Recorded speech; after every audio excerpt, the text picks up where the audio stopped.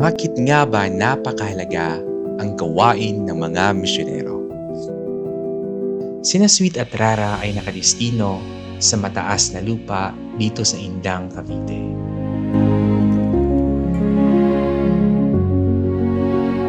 Nung nalaman ko na near from the city lang kami, alam ko na ang mga tao is puro busy ang lahat ng mga tao sa pagtatrabaho, sa pag-aaral.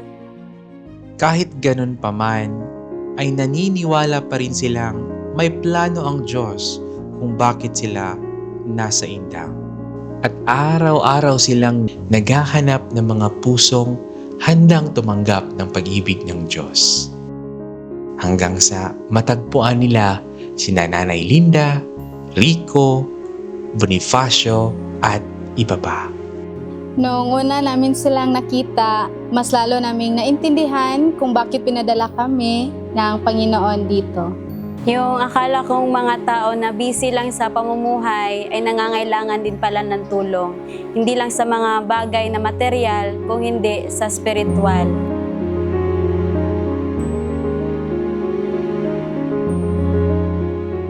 Hindi lang basta visitation ang ginagawa ni Sweet at Rara, kundi nagdadala rin sila ng mga pwede nilang ibigay sa mga taong kanilang binibisita.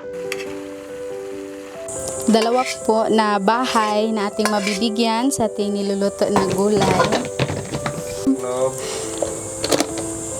Usually po, 2 beses po sa isang week nag-share sa kanila.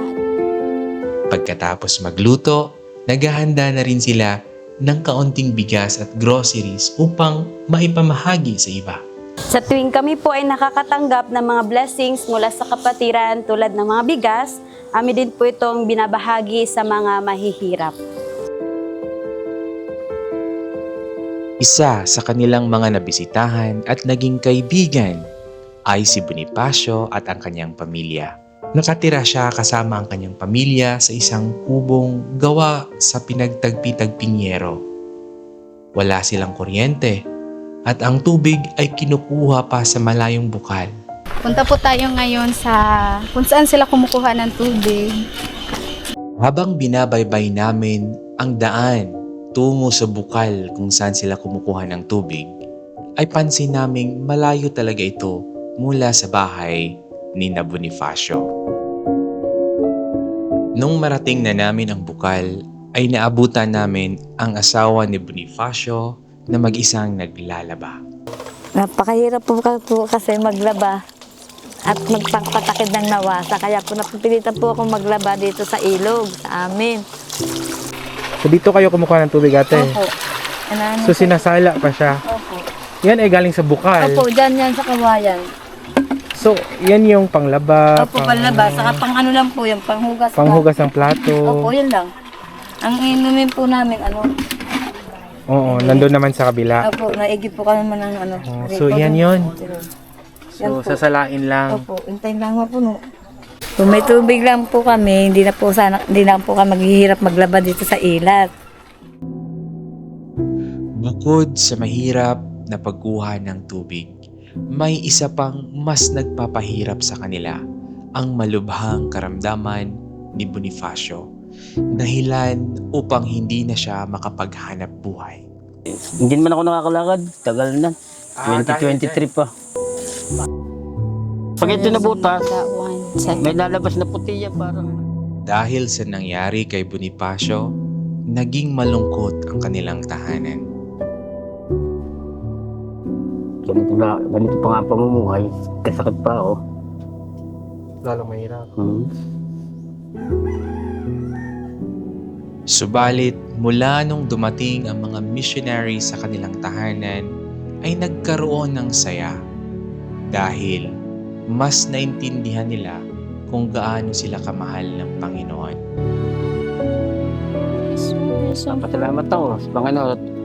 Binigyan ako ng mga katulad nila na nagagamot kahit walang kapalit. At saka hindi sila nagsasawang pumunta rito sa akin. Saka kaming dalawa ng aking tiyo.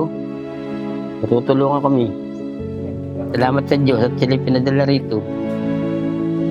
Nung wala pa po si Ate Rara, pero parang ano po dito sa bahay, malungkot, walang pero nung dumating po si Ate Rara, parang nagkabuhay po, lagi pong may dasal, parang napalapit na rin po kami kay Jesus. Dati po parang naalala lang po namin siya pag may kailangan, ganun. Ngayon po, parang araw-araw, iniintay po namin si Ate Rara, parang may pray na idadagdag gabi-gabi. Ganun po. Kaya nagpapasalamat po ako kay Ate Rara, simula po nung dumating sila, umaliwan po dito sa bahay. Isa rin sa kanilang binibisita ay si Nanay Linda.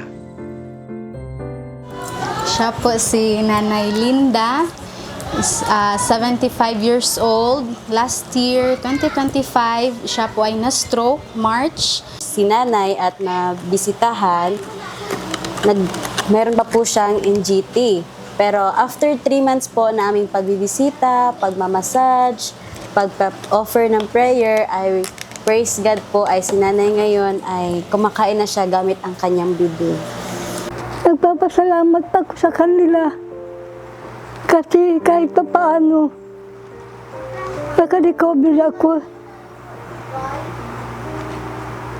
At saka pinagpapasalamat ko na lubos ko nakilala ang Panginoon dahil sa kanila rin. Sila ang parang naging daan para lubos ko makilala ang Panginoon natin. Ang kanyang mga nagawa dito sa mundo. At ang pagmamahal na niya sa buhay ko. Hindi lamang pansamantalang tulong ang dala ng mga misyonero, kundi ang pag-asa ng buhay na walang hanggan kay Kristo.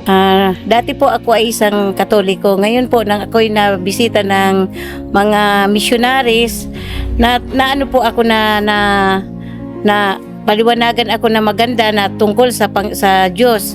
Kaya po ngayon, isa po akong Adventist na naliwanagan ko na ang Panginoon pala ay laging nandito sa atin. Ang kanilang buhay ay nagiging inspirasyon din sa mga kabataang nakakakita ng kanilang mga ginagawa. Ako po si Audrey, 14 years old po. Ako po ay sumasama kanila Ate Sandara at Ate Sweet. Na-inspire po ako sa kanilang ginagawa at pagtulong sa ibang tao. At pagkatapos ko pong graduate, gusto ko pong mag-join sa 1,000 Missionary Movement. Napakalaking impact po sa aking buhay ang pagiging missionary dahil sa ministry na aming ginawa dito sa mission field namin. Kahit maka-feel man kami ng pagod o minsan namamagana yung mga kamay namin sa pagmamassage. Pero habang nagmamassage kami, nagkaroon din kami ng meaningful conversation with the people namin pong binibisita. Nakikita din namin ang kanilang mga saya na yun din ang nakakapagwala sa aming mga pagod na nararamdaman. I have no regrets na nagsali ako ng 1,000 missionary kasi doon ko mas nakilala ang Panginoon at doon ko nakita ang tunay niyang pagmamahal hindi lang sa akin, pati na rin po sa mga tao na nandito sa aming mga paligid. I have no regrets joining 1,000 Missionary because it teaches me to share God's love to others. Una, salamat sa Panginoon na pagkakataon na pinadala kami ng missionary dito sa mataas na lupa ng Cavite. Kaya bilang tayo mga kapatiran, pag tayo ay binigyan ng pribileyo ng Panginoon na padala ng ganito mga missionary, ay talagang ating suportahan na ito ay part ng ating paglilingkod sa Panginoon. Sa nalalapit na pagbabalik ng Panginoon, naway piliin nating mabuti kung ano ang tunay at mahalaga. Hindi lamang sa ating paningin, kundi sa mata ng Diyos. Napakahalaga ng mga ginagawang paglilingkod ng ating mga missionary sa kanilang mga mission fields. Ang paglilingkod sa Diyos at ang pagsuporta sa mga naglilingkod sa Kanya ay napakahalaga nito.